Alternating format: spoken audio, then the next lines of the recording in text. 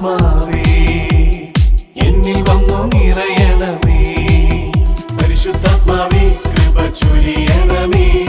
പരിശുദ്ധാത്മാവേ ശക്തി പകരണമേ. പരിശുദ്ധാത്മാവേ കൃപ ചൊരിയണമേ. പരിശുദ്ധാത്മാവേ ശക്തി പകരണമേ. പരിശുദ്ധ പരമ ദിവ്യകാരുണ്യ നാഥനായ ഈശോയ്ക്ക് എന്നേരവും ആരാധനയും സ്തുതിയും പുകഴ്ചയും ഉണ്ടായിരിക്കട്ടെ. പരിശുദ്ധ പരമ ദിവ്യകാരുണ്യ നാഥനായ ഈശോയ്ക്ക് എന്നേരവും ആരാധനയും സ്തുതിയും പുകഴ്ചയും ഉണ്ടായിരിക്കട്ടെ. സ്നേഹമുള്ളവരെ, സ്വർഗം നമുക്ക് വേണ്ടി തുറന്നു തന്ന നിമിഷങ്ങൾ ഒരുപക്ഷെ ഈ ഒരു കാലഘട്ടം തന്നെ പരിശോധിക്കുമ്പോൾ എത്രത്തോളം ദൈവം ഓരോരുത്തരോടും കരുണ കാണിക്കുന്നു എന്നുള്ള കാര്യം നമ്മൾ ചിന്തിക്കുമ്പോൾ, നമ്മുടെ ജീവിതത്തെ പരിശോധിക്കുമ്പോൾ, നമ്മുടെ ജീവിതമായിട്ട് ബന്ധപ്പെട്ടെടുക്കുന്ന ഓരോ കാര്യങ്ങളും വിശകലനം ചെയ്യുമ്പോൾ ദൈവത്തിനൊരു കയ്യൊപ്പ് നമ്മുടെ ജീവിതത്തിൽ എപ്പോഴും ഉണ്ട്. സുവിശേഷം പരിശോധിക്കുമ്പോഴും പഴയ നിയമത്തിലും പുതിയ നിയമത്തിലേക്ക് കണ്ണോടിക്കുമ്പോഴും ആ ഒരു കരുണ കാണിക്കുന്ന ദൈവത്തെ നമുക്ക് എപ്പോഴും കാണാൻ സാധിക്കും. വളരെ പ്രത്യേകമായിട്ട് ഒരു ആഗമന കാലത്തിലേക്ക് നമ്മൾ പ്രവേശിക്കുമ്പോൾ, മൂന്നാമത്തെ ആഴ്ചയിലേക്ക് നമ്മൾ പ്രവേശിച്ച് കുറച്ച് ദിവസങ്ങൾ കൊണ്ട് തന്നെ തിരുപ്പിറവിയിലേക്ക് നമ്മൾ ഓരോരുത്തരും കാലെടുത്ത് വയ്ക്കുമ്പോൾ തിരിച്ചറിയേണ്ടത് ദൈവം മനുഷ്യരെ ഓരോരുത്തരോടും കാണിച്ച കരുണയുടെ ഏറ്റവും വലിയ ഒരു ഉദാത്തമായി മാറുകയാണ് നമുക്ക് ഓരോരുത്തർക്കും ഒരു രക്ഷകരെ തന്നത്. ദൈവത്തിൻ്റെ സ്വന്തം മക്കളെന്ന് പലപ്പോഴും ഇസ്രായേൽക്കാർ അവർ തന്നെ പരിചയപ്പെടുത്തുമ്പോഴും അവർ ബന്ധത്തിലെപ്പോഴോ ഒരു ക്ഷതം സംഭവിക്കുകയും അടിബന്ധത്തിലും സഹനങ്ങളിലും അവർ മുന്നോട്ട് പോകുമ്പോഴും ഓരോ നിമിഷവും കരഞ്ഞു പ്രാർത്ഥിക്കുന്ന ഓരോ ഇടവേളകളിലും പ്രത്യാശയുടെ ഒരു അനുഭവം അവർക്ക് കിട്ടുമായിരുന്നു. അത് നിങ്ങൾക്ക് വേണ്ടി ഒരു രക്ഷകരെ ഞാൻ തരുമെന്നാണ്. ആദിമ ക്രിസ്ത്യാനികളൊക്കെ മാറാനാത്ത എന്ന് പ്രാർത്ഥിക്കുമ്പോൾ ദൈവമേ ഞങ്ങളെ രക്ഷിക്കണമേ, ഞങ്ങളുടെ ഇടയിലേക്ക് കടന്നു വരണമേ എന്ന് പലപ്പോഴും പ്രായഭേദമന്യേ അവർ പ്രാർത്ഥിക്കുമ്പോഴും അതിലൊരു പ്രത്യാശയുണ്ടായിരുന്നു. സങ്കീർത്തകൻ പറയുന്നത് പോലെ അതേ രീതിയിൽ പ്രാർത്ഥിച്ച ഒരു ജനത നമുക്ക് മുമ്പേ പോയിരുന്നു. അത് പ്രത്യാശയോടുകൂടെ നിങ്ങൾ ഓരോരുത്തരും പ്രാർത്ഥിക്കുന്നുവെന്നാണ്. അവരോരോരുത്തരും പ്രത്യാശയിൽ അവരുടെ ജീവിതം ആഴപ്പെടുത്തിക്കൊണ്ട് അവരുടെ പ്രാർത്ഥനയിലും അവരുടെ സ്നേഹഭാഷണത്തിലും ഇപ്പോഴും ഒരു രക്ഷകന് വേണ്ടി അവരോരോരുത്തരും കാത്തിരുന്നു. കാരണം തങ്ങളുടെ ജീവിതത്തിലെ ഈ ഒരു വേദനകളിൽ നിന്നും സഹനങ്ങളിൽ നിന്നും എല്ലാം രക്ഷപ്പെടുത്താൻ ഒരു രക്ഷകന് കടന്നു വരും എന്നുള്ള കാര്യം അവർക്ക് തീർച്ചയായിരുന്നു.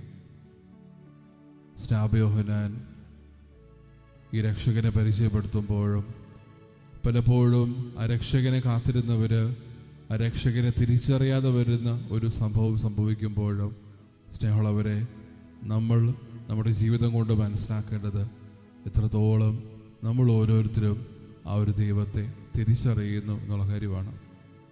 പലപ്പോഴും വിശുദ്ധ കുർബാനയും നമ്മുടെ ഓരോരുത്തരുടെയും കൗതാശ ജീവിതമൊക്കെ ഓരോ ദിവസവും ഓരോ മണിക്കൂറും ക്രിസ്മസ് ആയിട്ട് മാറുമ്പോൾ ക്രിസ്തുവിനെ ആഘോഷിക്കേണ്ടതിനപ്പുറത്തോട്ട് ക്രിസ്തുവിനെ ഹൃദയത്തിലേക്ക് ചേർത്ത് വയ്ക്കേണ്ട നിമിഷങ്ങളായിട്ട് മാറുമ്പോൾ നമ്മളും തിരിച്ചറിയേണ്ടത് ദൈവം എന്നോട് പൂർണ്ണമായ കരുണ കാണിച്ച നിമിഷങ്ങളാണ് ഇതോരോന്നും. ഇന്ന് ഈശോയുടെ കൂടെ ആയിരിക്കുമ്പോൾ നമ്മുടെ പ്രാർത്ഥനകളും നിയോഗങ്ങളും ദൈവസ്തുതികളും എല്ലാം ചേർത്ത് വയ്ക്കുന്നതോടൊപ്പം നമ്മുടെ ജീവിതത്തിൽ എടുക്കേണ്ട ഒരു പ്രതിജ്ഞയാണ്, അവൻ എന്നോട് കരുണയുള്ളവനായിരിക്കുന്നത് പോലെ ഞാനും എൻ്റെ ചുറ്റുമുള്ള ഓരോ വ്യക്തികളോടും കരുണയുള്ളവനായിരിക്കും. കാരണം വളരെ പ്രത്യേകമായിട്ട് ഒരു സുവിശേഷത്തിൻ്റെ പൂർണ്ണരൂപമാണ് സമരിയാക്കാരുടെ ഉപമ. ആ ഒരു ഉപമയിലൂടെ നീളം നമ്മൾ കാണുന്നുണ്ട്. ഒത്തിരിയേറെ പേര് ഈ ഒരു മനുഷ്യൻ്റെ മുമ്പിലൂടെ കടന്നു പോകുന്നുണ്ട്. കാരണം എന്തുകൊണ്ടാണ് അവരോരോരുത്തരും ഈ ഒരു മനുഷ്യനെ തിരിച്ചറിയാതെ കടന്നു പോയതെന്ന് ചോദിക്കുമ്പോൾ ഒരുപക്ഷെ നമ്മുടേതായിട്ടുള്ള ജീവിതത്തിൽ ഉത്തരങ്ങൾ നമുക്ക് കൊടുക്കാൻ പറ്റുമായിരിക്കും. സ്നേഹക്കുറവ് കൊണ്ടോ ഉത്തരവാദിത്വം ഏറ്റെടുക്കാത്തത് കൊണ്ടോ അല്ലെങ്കിൽ നാളെ ഇത് തൻ്റെ ജീവിതത്തിലൊരു പൊല്ലാപ്പായിരിക്കുമോ എന്നുള്ള പ്രതിജ്ഞയിലേക്ക് ആഴപ്പെട്ടിരുന്ന ഒരു ജനതയായിരുന്നു അന്ന് അവശേഷിച്ചിരുന്നത്. സ്നേഹമുള്ളവരെ, നമ്മുടെ ജീവിതത്തിൽ പലപ്പോഴും ഈ ഒരു ഉപമ ആവർത്തിക്കുന്നുണ്ട്. സഹായിക്കാമായിരുന്ന നിമിഷങ്ങൾ നമ്മുടെ ജീവിതത്തിൽ പലപ്പോഴും കൂട്ടിച്ചേർക്കപ്പെടുന്നുണ്ട്. മറ്റുള്ളവരോട് കരുണ കാണിക്കാമായിരുന്ന വിഷയങ്ങൾ നമ്മുടെ ജീവിതത്തിൽ കൂട്ടിച്ചേർക്കപ്പെടുന്നുണ്ട്. പക്ഷേ നമ്മളും കടന്നു പോവുകയാണോ, അതോ ആ ഒരു സമരിയാക്കാരനെ പോലെ അവനെ കാണുകയും അവൻ്റെ അടുക്ക് ചെല്ലുകയും അവനെ ശുശ്രൂഷ ചെയ്യുകയും അവനെ ഒരു സത്രത്തിലേക്ക് പ്രവേശിപ്പിക്കുകയും ചെയ്യുന്നത്? നമ്മുടെ ജീവിതം പരിശോധിക്കുമ്പോൾ എത്രത്തോളം നമ്മൾ ഓരോരുത്തരും അവൻ അതേ രീതിയിൽ അതേ പ്രേക്ഷിത ചൈതന്യത്തിൽ കരുണയോടുകൂടിയാണ് വർത്തിക്കുന്നുള്ള കാര്യം നമ്മൾ ഓരോരുത്തരും പരിശോധിക്കണം. കാരണം ഈ ഒരു ആഗമന കാലത്തിൽ ഉടനീളം എത്രത്തോളം ദൈവം മനുഷ്യരോട് കരുണ കാണിച്ചു എന്നതിൻ്റെ ഏറ്റവും വലിയ മാതൃകയാണ്.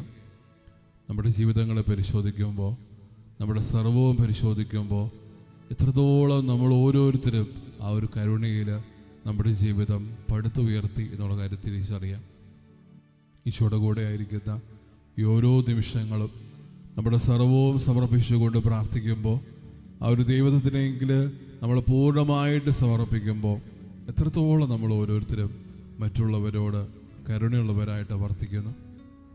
അത് ആ ഒരു സമരിയാക്കാരുടെ ഉപമ അവരോട് ഓരോരുത്തരോടും പറയുന്നത് അവർ ജീവിതത്തിൽ പലപ്പോഴും തിരിച്ചറിയാതെ പോയിട്ടുള്ള കുറേ കാര്യങ്ങളുണ്ട്.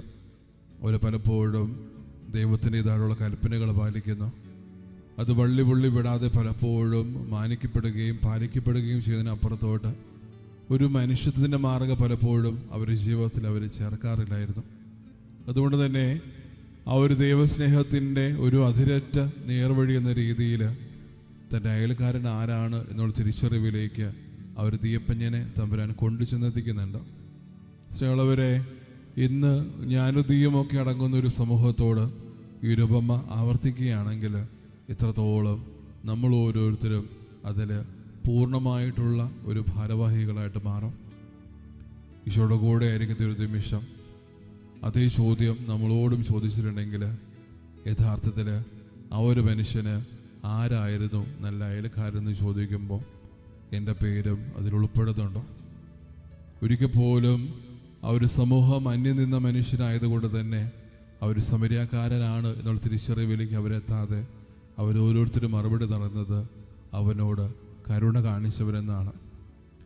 നമ്മുടെ ജീവിതം പലപ്പോഴും പരിശോധിക്കുമ്പോൾ ഇതേ രീതിയിലുള്ള ഉത്തരങ്ങളും മാതൃകകളും നമ്മുടെ ജീവിതത്തിലും ആവർത്തിക്കുമ്പോഴും നമ്മൾ പരിശോധിക്കേണ്ടത് എത്രത്തോളം ഞാൻ എൻ്റെ ചുറ്റുമുള്ള ഓരോ വ്യക്തികളുടെയും ജീവിതത്തിൽ നല്ല ഒരു അയൽക്കാരനായിട്ട് മാറി.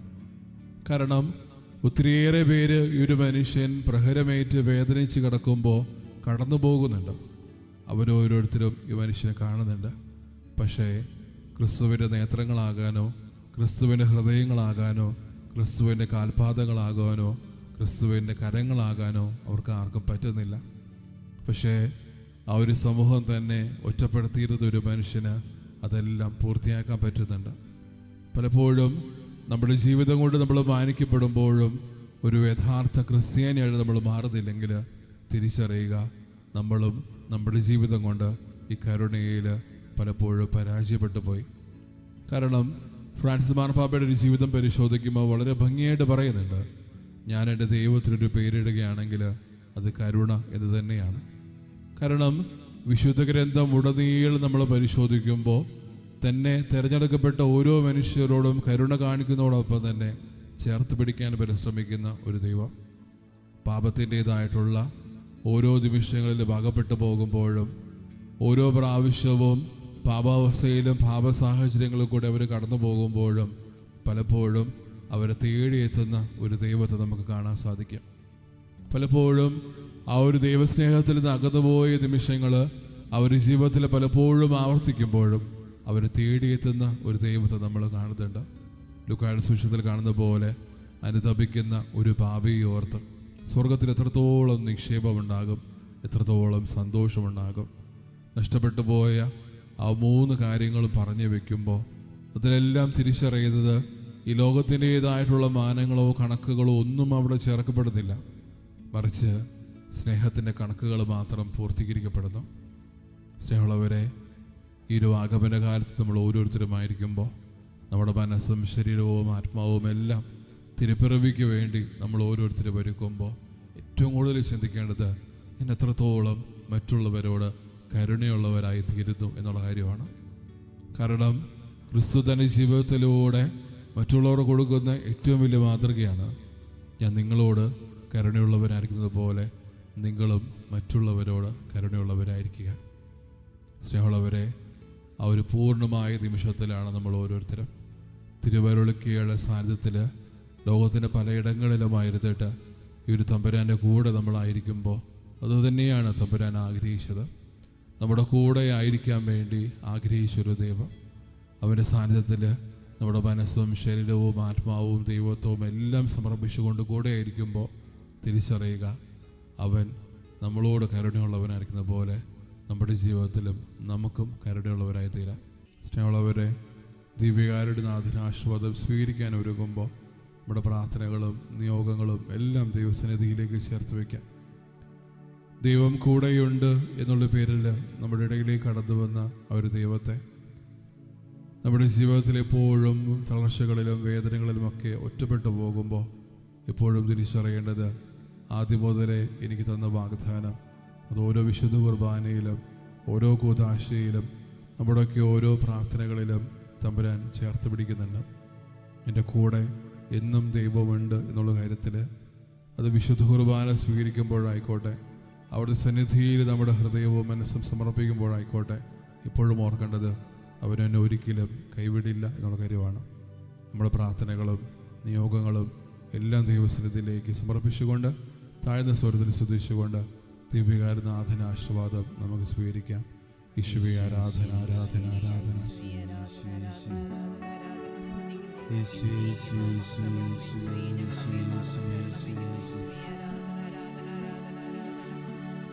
ആരാധന ആരാധന ആരാധന യേശുനാഥ, പരിശുദ്ധ പരമ ദിവ്യകാരുണ്യമേ, എന്നുമെന്നും ആരാധന.